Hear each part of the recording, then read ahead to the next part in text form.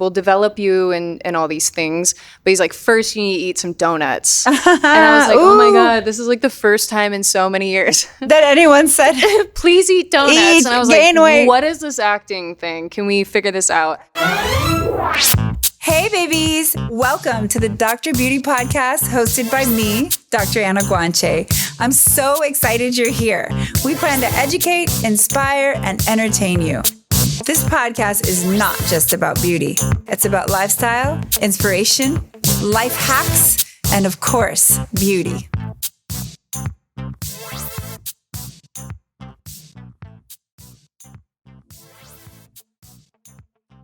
Welcome, babies, to the Dr. Beauty Podcast. Jessica Cook is with us, and she is a model, actress, opera singer, Oh gosh. and a Vine star. We're going to make her sing. Oh no. Don't tell her yet. Don't tell her. Oh, no. So, you just had a birthday. I did. This month. But you're not a Scorpio. No, I'm a Sagittarius. Sagittarius. Yeah, I'm the fire sign. That's all I really know. Wow. Yeah. You know, I'm a Scorpio. I just had a birthday too. Happy birthday. Happy birthday to you too. Oh, sister. Aw.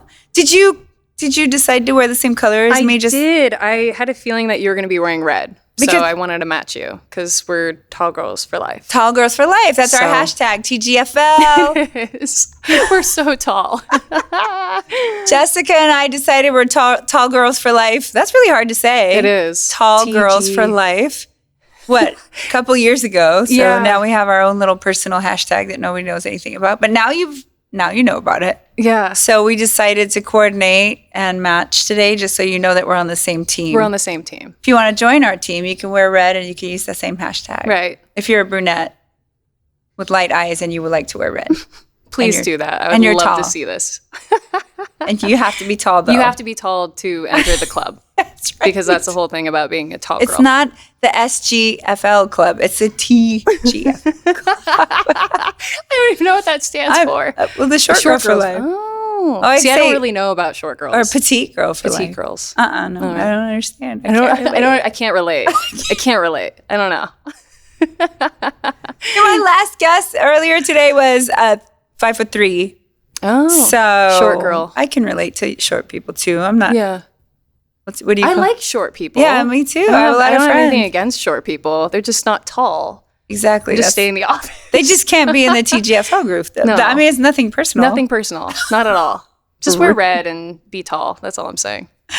So tell me, I did not realize you were a Vine star. Yeah. So, I started Vine, what was it, like 2012, 2013? Mm-hmm. And it was one of those things where I found out that the app was really popular, just like Instagram or Twitter. And I was like, what is this app? And it's a video recording, content thing.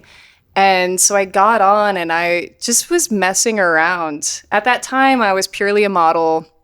And you don't really show your personality too much as a model. I mean, you're behind camera. It's just stills, And so I went to Vine as more of like an outlet, and I just wanted to be silly and fun and kind of go down that rabbit hole. And so I just was, one morning I woke up and I saw this app. I was like, I'm going to do something really weird. And then it went viral, and I was like, oh no. Oh no, I didn't know this was going to happen. So I just had a lot of fun with it. Did a lot of like collaborations. This was like pre-Instagram Reels, pre-Twitter video. This was pre-TikTok. Pre-TikTok. Yeah. I don't understand TikTok. Really? I love TikTok. You are amazing at TikTok. Its own energy. You have to teach me. I imagine Vine is like TikTok. I don't know why I imagine it that way. It kind of is, but you have 6 seconds. So it wasn't like, how long is TikTok? Now you can go up to 3 minutes, but most successful TikTok posts, not that I'm like looking this up or anything, are between 8 and 15 seconds. People don't have the attention span to watch a long video. TikTok. Yeah, unless it's like informational or something like that. Right. But. Yeah, so it was literally like a 6-second video, and I remember the first time it came out, it was so frustrating because you couldn't edit the video. So you would hold down the button to record, and then if you screwed up, like say if you did, a segment here, and then you wanted to go into the bathroom and you want to go across town and kind of like do another portion, that whole thing, if you screwed up, you literally had to restart. Mm-hmm. So you're like, oh no, I just was in downtown LA. And then you go to like Sherman Oaks and you're like, I have to go back to downtown LA if I really do the first part to do of the this, first part again. But then as it, developed and got more popular, they started being able to let you edit. Yeah. That platform just went away, huh? It did. I don't know what really happened. I think that the monetization and just so many influencers were getting brand deals outside of the app that I think maybe it just was like, well, we should have thought about making money through these content creators.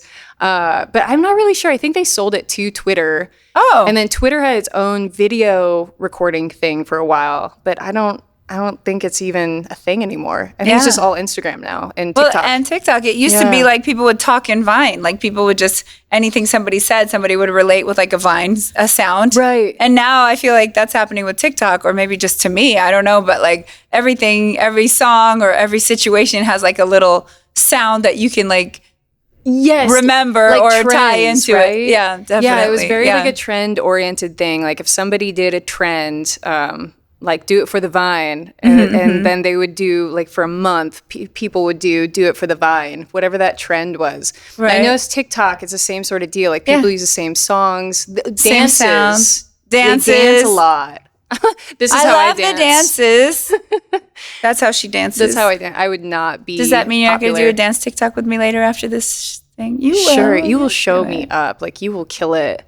No. Yeah. We're going to do it together, the TGFL team. All right, I'm down. I'm down for the countdown. Were you a cheerleader in high school? I was a cheerleader. Ha, how did I guess?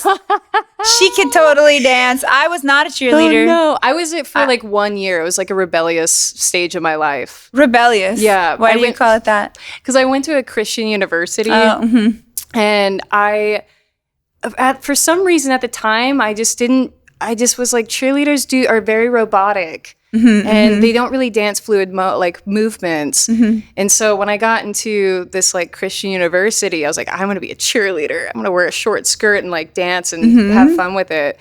And I was decent. Like I was like a bass person. So I would hold all the other cheerleaders. Flyers? Yes. I would like pop the girls up in the air and stuff. It didn't take that much skill, just like a lot of strength. So that was my, I did it for a full year, and that was just kind of what I did. Yeah. Yeah, I mean, I kind of get what you mean by like rebellion, because I wasn't allowed to be a cheerleader. It was something I always wanted to do. Exactly. But I was supposed to focus on my studies, and why are they wearing those short skirts? It's too revealing, and all that stuff. So really, it was something that, of course, I was dying to do because it was not allowed. Right. And so, that was like, it was perceived as sexualization of young girls, and from my family, my dad's very old fashioned. So that was the same with my dad. Yeah. And so I just literally went home and I was like, guess what? I signed up to cheerlead. And he was like, what? I was like, yep, I'm a cheerleader. It's going to be fun. That reminds me, when I was in medical school, I was already in medical school. I tried out for the Saints-ations to be a cheerleader for the Saints. I made it to the finals. I made it to the finals. And so impressive. And I had my number 17, which is my lucky number, on my that was my contestant number. Right. And I sat in the back with all the finalists while we were nervously waiting to do our final performance.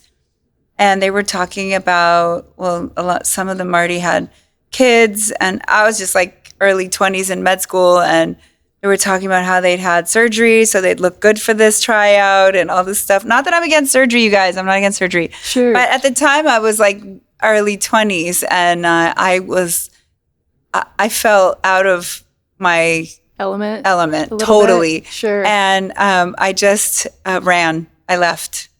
Oh, I was a finalist. Like at the finals? At the finals. I had my favorite number and everything. You were just nervous because of how everyone was like. I was probably too scared to fail, to be honest. But I also felt like a fish out of water. And at the time, the girls were talking about the fact that they make $50 a game and they have to weigh in.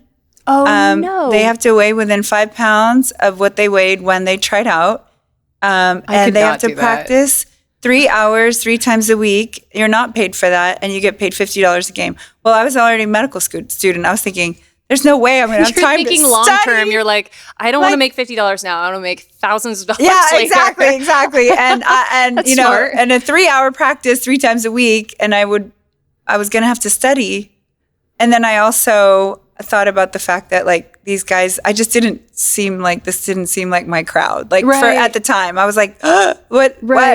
And then I also probably most importantly, I have to own up to the fact that I was afraid I wouldn't make it. I was like shaking like a leaf that I was going to go perform, because now they had narrowed us down from like 100 people to like a small number of girls that were going to perform the last thing, and the judges were going to decide. And the girl told me, "Girl, you're beautiful. All you have to do is flip your hair right at the end, and they'll teach you everything else. They'll take you. Don't worry." I was like, okay. Like, I was like, they don't care if I'm talented. They're gonna do weigh-ins. I'm gonna have to practice. This is too much pressure. I can't handle this. I can't do it. So I made it to like further than I ever would have thought at the time. Wow. And then I just ran away. I literally ran away. I mean, it's in my little pink outfit with my hair all big. It's like, gotta go. And you were so tall, and they were like, "We want the tall girl." Maybe. There wasn't very many tall girls on my cheer squad. I was like, there was 2 of them, and I was one of them. And I was surprised that they wanted me. I was like, I'm tall. Like what? But there was another girl that was 5'10" as well, and so they were like, "You guys are bases." So you two are the tall girls for life. Yes. No, but we are now. No, but us. Yeah. Never mind. Us. Who is that girl? Let me call her. Her name is Caitlin. Excuse me, Caitlin. You're no longer a friend. Stay in your lane. Stay back. Stand down, sister. Because you weren't there when we came up with our hashtag. And when you were around, there were no hashtags. There wasn't any hashtags. 100% true. 100% true. Well, actually, I don't know that. I don't know your age, but don't tell me your age. I don't want to know. I'm against ageism. Okay, me too. Because you look like you're 20 anyway. So. We look like we're sisters. We could be sisters. Yeah, we could be sisters. So big wink over here. So tell me, you know how to sing? Are you classically trained or? Yes. Opera singing, right? Yeah. So I grew up singing and performing around my hometown of Northern California. I sang the national anthems, and I sang, in elementary schools and throughout school. I did little drama things, and we did tons of different sing and dance performance things at our school. And then when I was getting all these different roles and solos and stuff within the church, I went to private schools, and my grandmother was like, "We need to get you formally trained." I think she was just sick of like hearing me practice and was like, "We can do better. We could do better. We can do better." No, I doubt it. She just saw your potential, I'm sure. She saw the potential, I guess. And so she took it upon herself to enroll me into opera, which is like so hard. It's a whole different type of singing. It's a whole different ballgame. And so I started singing opera when I was 8. And I just was like, the first song that I got was in Italian. And I was like, I've never even spoke like a lick of Italian in my life. But I was up for the challenge. And then, so my grandparents were really amazing, and they really believed in me. And so they paid for me to get vocally trained by a bunch of different people. I went to different repertory theaters, and I ended up singing in a few different languages. And it looks like a few different languages, right? Yeah, I sang in 6 different languages by the time I was age 8. Wow. So, but the thing is with opera, you have to have a specific voice. Like, not everyone could just sing opera. The techniques and within opera are amazing. Like, Mariah Carey studied opera, and she's got this crazy vocal range. Incredible range, yeah. So it teaches you all the amazing techniques you need to be a great singer, or just learn how to sing effortlessly versus, putting a bunch of effort into it. Yeah, I don't know what you're talking about. I can't relate. I don't know. I sing effortlessly in the shower. I would love to hear that. It's mostly rap. Oh, that's great. No, but I want to hear you sing. Will you sing for us? No. You won't? No, the thing is, this is like many cigarettes ago. You know, like I don't have that voice anymore. I know. I damaged my voice by don't smoke cigarettes. Don't do it. It's so bad for you. Or live your life. But no. I mean, no. Listen, don't say do. Okay. I lived my life, and I sang so much. I mean, the cheerleading, when you did that rebelling, I was good with it, but the smoking, I'm not cool with. Don't do it. It's not healthy. I could totally see you being really sexy with a very slim cigarette, but you didn't hear me say that. And honestly, wow. But you quit already. Oh, I did. Oh, okay.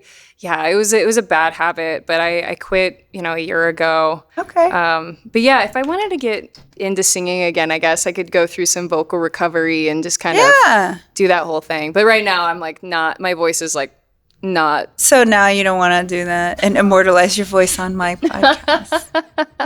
It would be awful. No, it wouldn't. Yeah, it would. Fine. I really thought I was going to get you to do it. We could dance though. Okay, we can dance. We should do a cheer, like be aggressive. Be aggressive. Yeah, I did that one. See? Girls for Life cheer.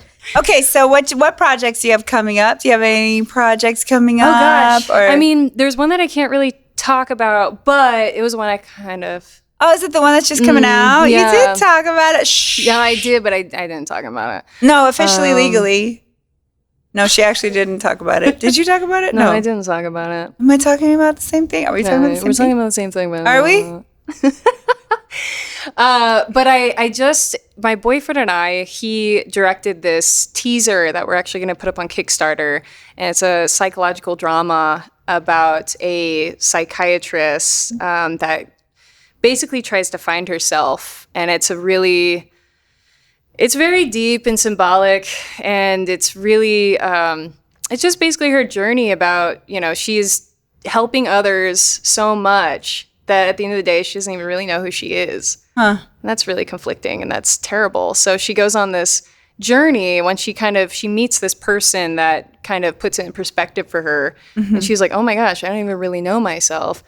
So she goes on this really artistic dive of, she goes on like an ayahuasca trip and meets a shaman, and the shaman's telling her to be free. She's a very straightforward girl that's very uptight, orderly, OCD kind of thing. Mm-hmm. And so the shaman brings us out of her of just like there's more to life than, trying to make sure everything's perfect and everything, And also at the end of the day, you got to know yourself in order to help other people. That's true. So I was like, oh, this is great. So he wrote that. I was like, and he was like, do you want to play the main role? And of course I would love to. So you're the psychiatrist? I am. I love it. I can totally see it. Oh, thanks. Being very serious. Very serious. Thanks, I'm like the opposite of serious in real life. No, she's very silly. You guys should follow Jessica on her Instagram. What's your Instagram handle? Jessica M. Cook. Jessica M. Cook. And you know what I love about it? You're gorgeous, stunning, and you have the most amazing photo shoots and everything, but then also you're silly and you let loose and you do funny things that are just goofy sometimes, and it just makes you more endearing, I think. Thank you. That's how I feel about you, though. Like, I look at it's funny. I don't use TikTok. I don't really know how to use it, but I literally go on TikTok just for your TikToks. Aw, look at that. That's amazing. It's so good. That makes me very happy. Thank you. Yeah. I love TikTok. I hope it doesn't go away like Vine did. I don't think it will. I hope not. No. I don't think that thing is ever Well, going what's the away. point of worrying about it, right? Isn't that what we're saying? Live in the Don't worry moment. about things you can't control. Yeah. But, right, I'll find something else. But anyway, yeah. So, no, I love your personality shines through on your social media, and the fact that you don't, a lot of times with models, they always have a posed picture and they don't goof off and they don't have range.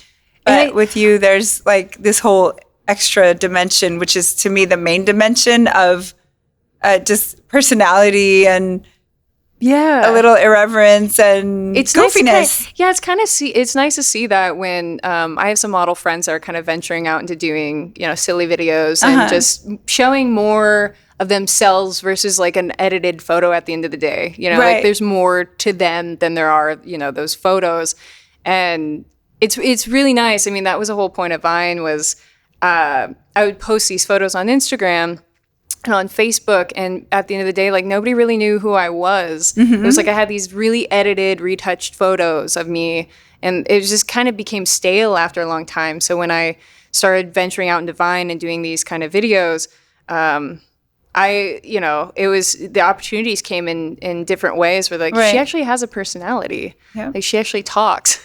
And can speak. Yeah, that's very important too. Some people, have more stage fright than others, and some people, have trouble with that or don't know exactly what to say or what, so that's an asset. That's something that it's important to highlight about yourself. So yeah, definitely. I just got bored of just taking photos. I was like, let me talk. I have something to say.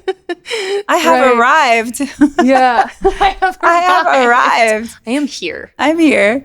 So what is your goal to do more acting or? Yeah. So I made the transition a few years ago into acting, and I love it so much. I think when I was scouted by an agent when I was modeling full time, and I had just come back from Turkey. I had lived there for 4 months, and I was really, I was very skinny. Like a few years ago, what was really in style in the modeling world was like that waif look. And because I was 5'10", and I don't really have any hips, my agents wanted me to be very, very like stickly thin. And so by the time, I came back from Turkey, I was like 95 pounds, 98 pounds. Wow. I'm 5'10". And this, my manager at the time, her friend was in the acting industry, and he was like, do you have any models that, have personalities and would like to go into acting? And we were trying to like build our board. And she told him about me. So when we met, he was, he saw some of my funny videos and stuff, and he was like, you're really funny. You should go into acting and we'll develop you and all these things. But he's like, first you need to eat some donuts. And I was like, oh my God, this is like the first time in so many years that anyone said, please eat donuts. And I was like, what is this acting thing? Can we figure this out? But yeah, so I hate some donuts, and I went into acting, and it's so rewarding. It's so much fun. I just really love it. I love that. That's your quote of the day. I ate some donuts and went into acting. I love it. Life-changing. Because it's life-changing, right? When you get to eat donuts. No, I'm just kidding. When you get to eat donuts, personally, that's my treat of choice. If I were ever to cheat on my diet, that's donuts are my thing. But until that point, I just kind of felt like a stale piece of paper. Like I just like two-dimensional, not as much. Yeah, right. Yeah. I just even hanging out with friends or whatever. I went through that whole really strict diet thing. Yeah. Trying not to put on any weight, and I just my personality, just who I was just blank. It was just dead. And then when I met the donut guy, you were like, you've changed my life. You've changed my life. Yeah. And I became happier. And so I don't really model as much anymore. I modeled with friends and stuff. But yeah, it's not my main bread and butter anymore. Acting is, and I really, truly love it. And so I do theatrical and TV and commercials, and it's so much fun. Love.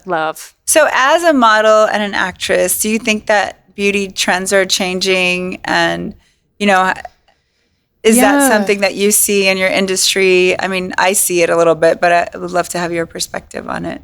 Yes, I think modeling has changed significantly from the time that I started. When I was scouted when I was 16 to go into the modeling industry.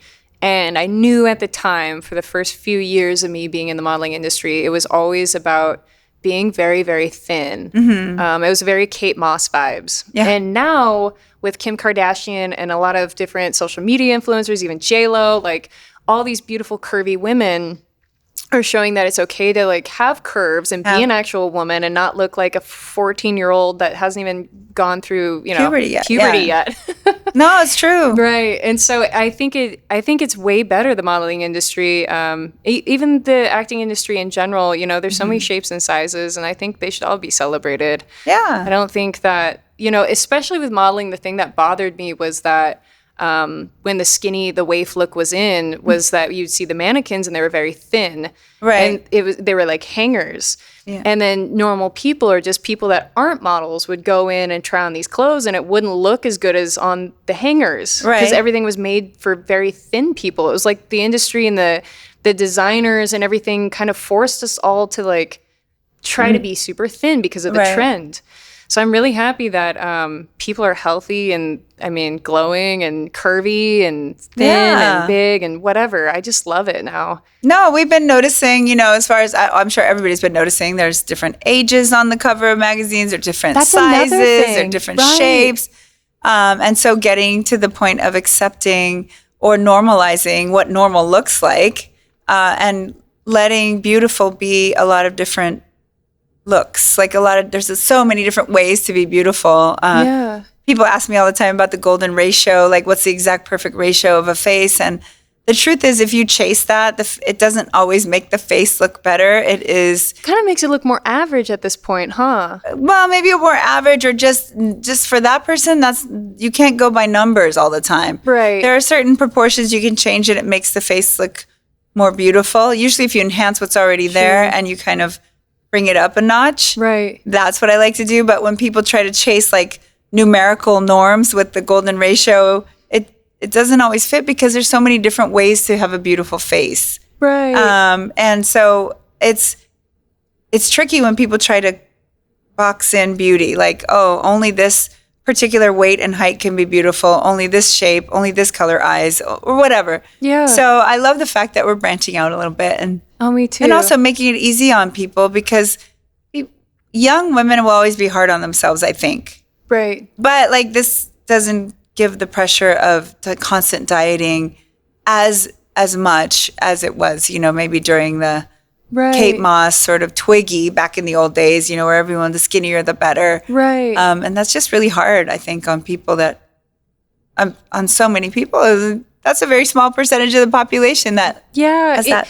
It was another thing that kind of bothered me was that, like my neighbor, she was a really young girl. And I remember when I started modeling, a magazine had come out with, my editorial, and she was asking me like, how do you get this skinny? Mm-hmm. And it just kind of rubbed me the wrong way, because it was like, oh man, it's not, I'm going kind of against the grain. I'm doing this for my job, my work. It's not really for me, right. And so, and of course I'm not going to tell her what I did to get there, because it was awful. Oh, unhealthy. Like it was what? Super unhealthy. Oh my gosh. Like I went through, anorexia and bulimia. It's totally common in the modeling world. Even in this industry, there's so many pressures for people to look a certain way. Right. And I think some people get caught up in that. I know I certainly did, because I had to fit a certain number like of measurements, or I wouldn't get the job, or I wouldn't get signed with the agency. And so that opened my eyes to where I was like, okay, hold on a second. Am I doing this for me, or is it literally just the money, or what is it? Yeah, or living up to other people's expectations of beauty. Right. Yeah. And then you lose yourself in the whole mm-hmm. part of this whole thing. And again, then you don't really have the nutrition in your body to realize like what you're doing is you're depriving yourself of so many things, like so many beautiful things in life. Right. And food is not everything, but it is what keeps you alive. It is something.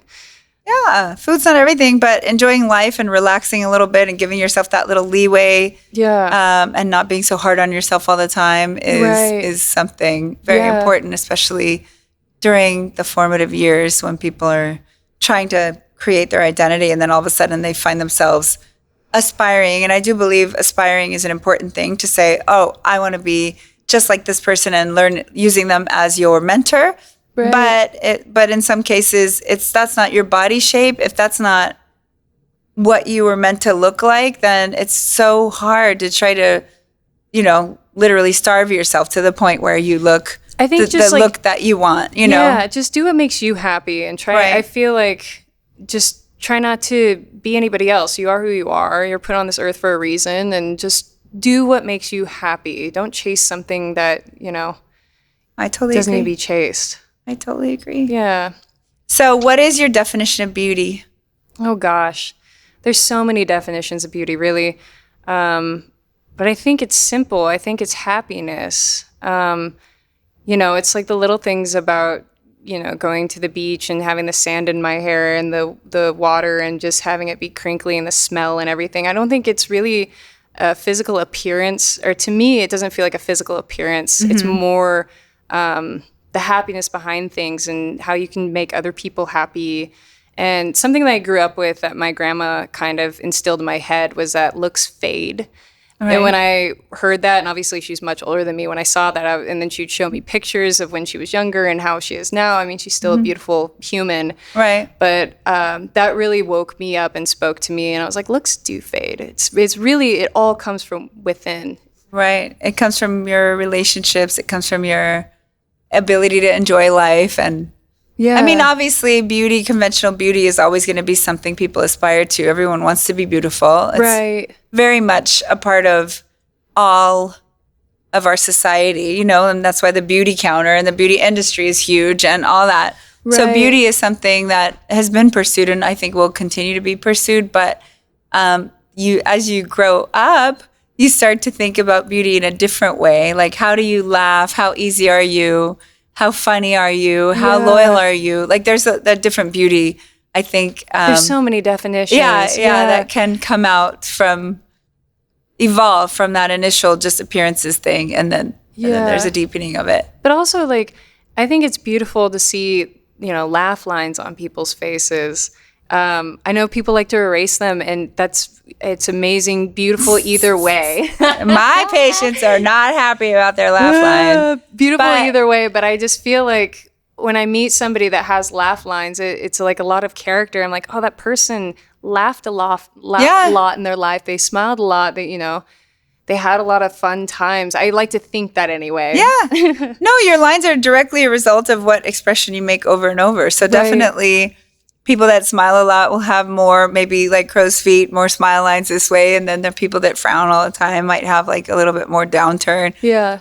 Corners of their mouth. And sometimes even people who are in their, late 20s or mid 30s, like pretty young relatively, will say, they'll come in and they want to do filler to make something look better. And I say to myself, not to them, but I'm telling you now on my podcast, like, maybe if you weren't so miserable looking or angry looking, like, sometimes they think they're going to do an injection or a filler in these little shadows and that's going to change them. But what needs to change is their outlook or their demeanor, like, their constant, like, life.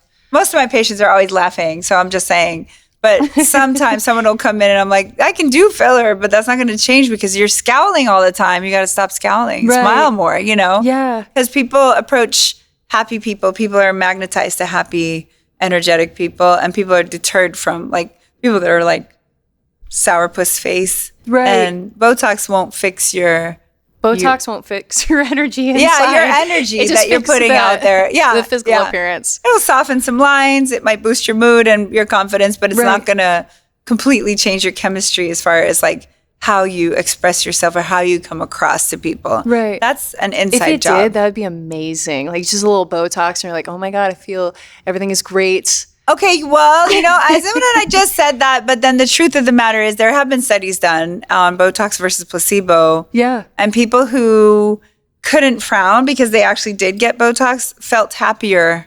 That makes sense. Yeah, felt happier very, very consistently and dramatically than the people who got placebo. So there might be a little bit of place for cosmetic procedures where you just unleash the happy. Yeah. But I'm talking about the people that come in like looking just sad and so just like, angry and sad, and then they're going to do a little something, and then I'm like, okay, well, I don't know if this is enough, like to turn everything around, It probably makes them more happy though. Like at least happier. better. They're like, I need to look better, so therefore I will smile from then on out. Yeah, I will smile when I feel more confident or better. I'm always happy when I see you.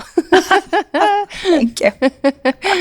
But you teach Zumba. Did you know I taught every kind of aerobics class all through college and med school. Did you really? Even in med school, I taught class. Were you like a trainer? Yes, I was a trainer. That's amazing. I was a trainer. I taught also step and spinning and those are the two main things. I love that. Yeah, I taught Zumba for 5 years. Yeah. when I first moved down here, I was 18. I needed a job. So I was constantly working at the YMCA. And I was in a couple of different fitness classes. And one of the, the group coordinators came in. And she was watching me do this Zumba class. And she came up to me and she was like, hey, do you want to teach Zumba? And I was like, this? I was like, I don't think I could do it. Like, I'm a very tall white girl that, like, can't really keep her hips on swivel, you know? Yeah. And so she offered me a job and she was like, we'll pay for your training. We'll pay for your certification. We'll get you all certified. And I was like, well, this is great. I get to, you know, do fitness, have a free membership basically and do Zumba. And so I got really into it. Like I love Zumba. It was so much fun. Like doing salsa and stuff. And she said she can't dance.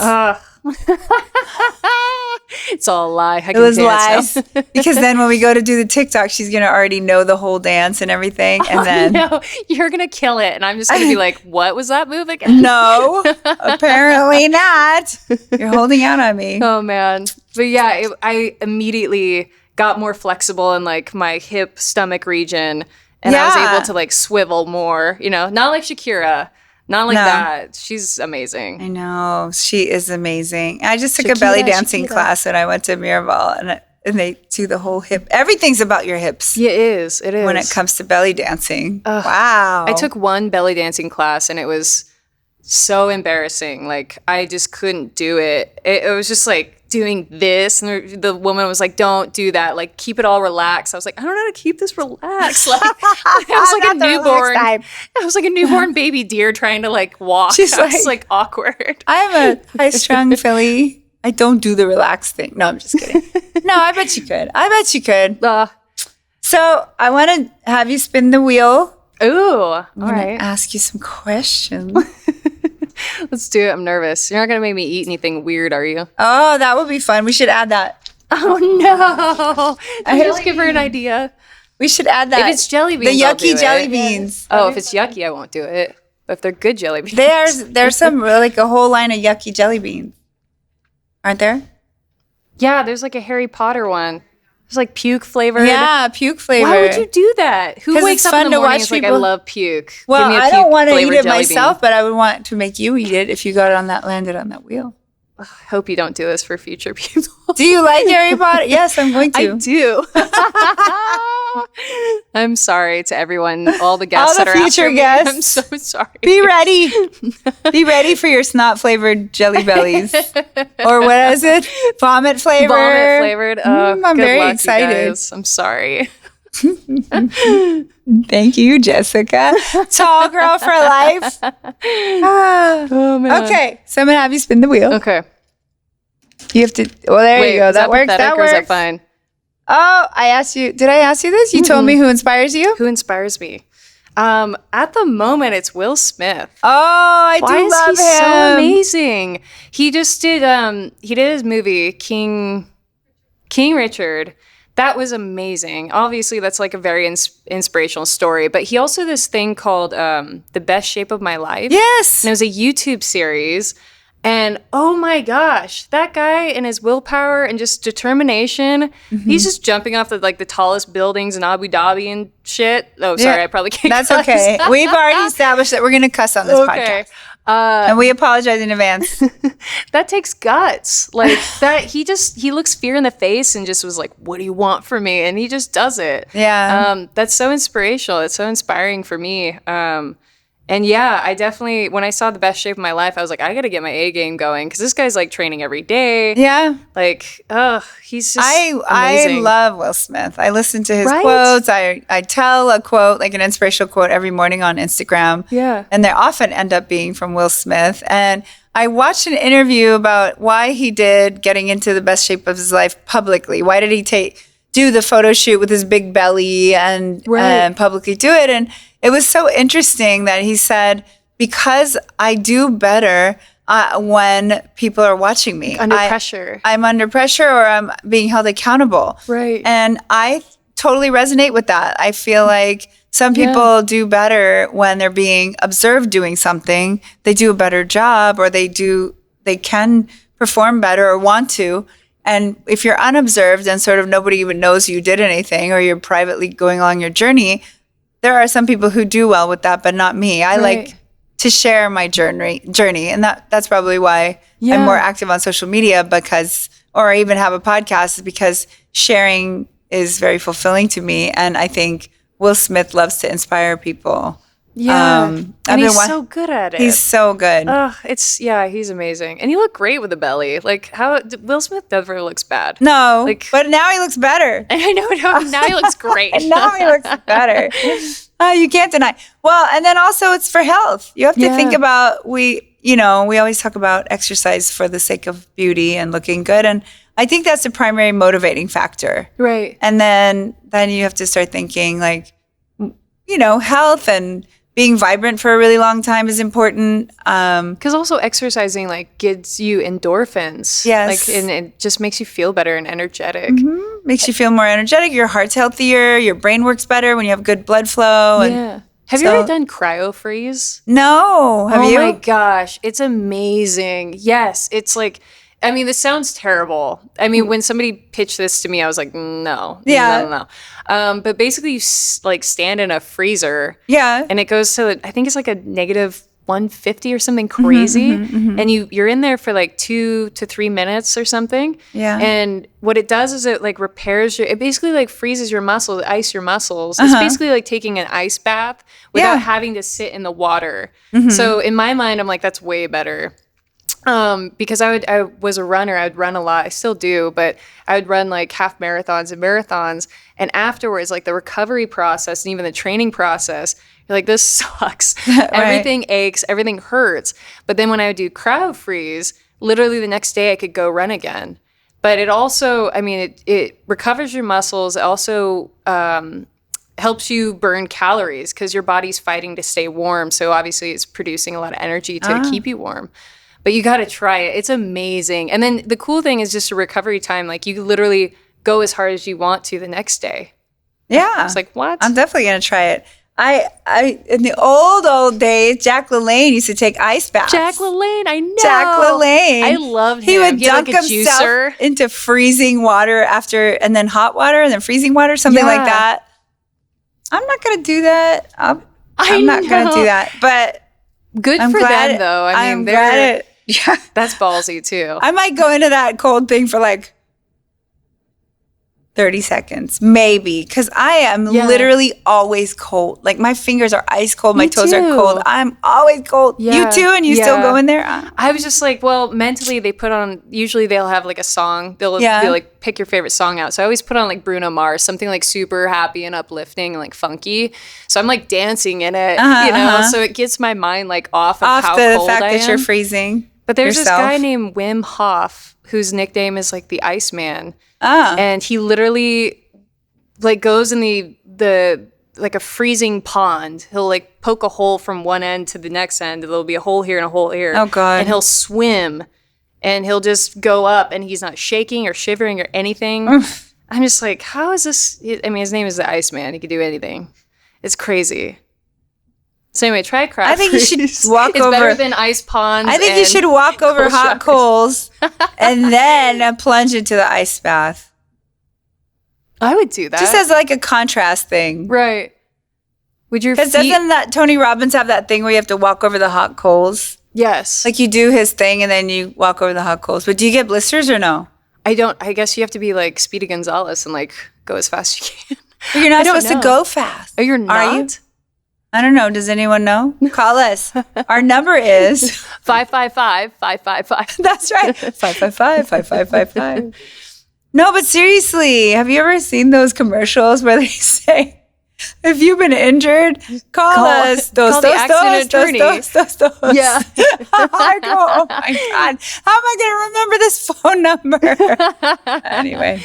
I always have those commercials stuck in my head. I like know. Instead of singing regular songs, I'm always singing like attorneys songs, like off the jingles off the radio. God. It's so annoying. That means it worked. It does work. It's an earworm. Here you go. Spin, spin. Oh, that's the second time. Oh gosh. We went on. Okay, truth or dare. Oh no, gosh. spin. I don't have any dares for you. All right. Wait, third time's the charm. Derm definitions. Ooh. That's a mean one.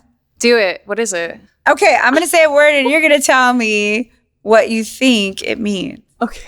Okay, derm definitions. Nostalgia paresthetica. It's when you're very nostalgic about your past appearances in life. Is this Very a disease? good. What is this? It's like a little pinched nerve above your scapula that makes the one part of your back itch. A lot of people have it where they always want to rub their back against the door. But you did such a good job. Thank you. How about how common is that? Is that pretty common? It's very common. Oh, geez. And it's only on one side of your spine, and you just always rub your back against like the door jamb or something like that. And a lot of times people have like a little brown patch, a paraspinal patch, because just from constantly rubbing that one thing. No. And there's no rash. It's just a pinched nerve. That sounds awful. I know. Oh, well, it's not one of the worst things we have. That's true. But in dermatology, we have some stuff.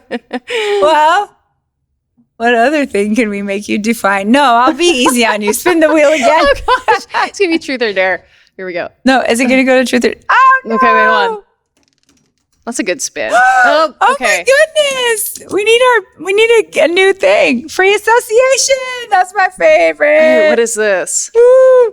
A free association means I say something and you just say whatever you think of when I say that. And like you just have to say. It just has to make sense to me. One word that just comes straight to mind the second I say the word. Okay. Okay, ready? Contour.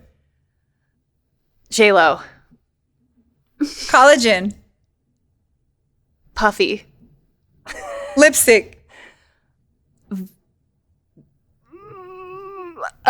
Makeup. Opera. Singers. And what's his name? Andrea Bocelli. Andrea Bocelli. I can't even say his name. Not Pavarotti. Pavarotti, of course. Okay, Reading. Hometown. Aww. Scorpio. You. I am a Scorpio. Scorpio's kind of intense people. I like it though. I like your intensity. It's good. It keeps me alive. Oh, I love it. Okay, Vine. The past. Comedy. Oh man. The future. Comedy is the best. Okay, so tell me, for your thing that you're doing, your project that you have a Kickstart, you said it's Kickstart? Yeah. How do we find it? It's not even up yet, but it will be soon. I don't know how I would be able to pitch it, but maybe just search my name in the Kickstarter engine when we get it going. It'll probably go in the next month. We just finished shooting it last week. And then, so now it's the editing process. And I know my boyfriend who is editing it as well is like, I need to step back from this, let it marinate. And then go back and look at it. And then go back and look at it. So we're doing it like step by step. But yeah, I think maybe just search for my name on the Kickstarter. Yeah, well, follow Jessica M. Cook on Instagram and then she'll probably announce it on there. No? Yes. I will definitely announce it on there. Yeah.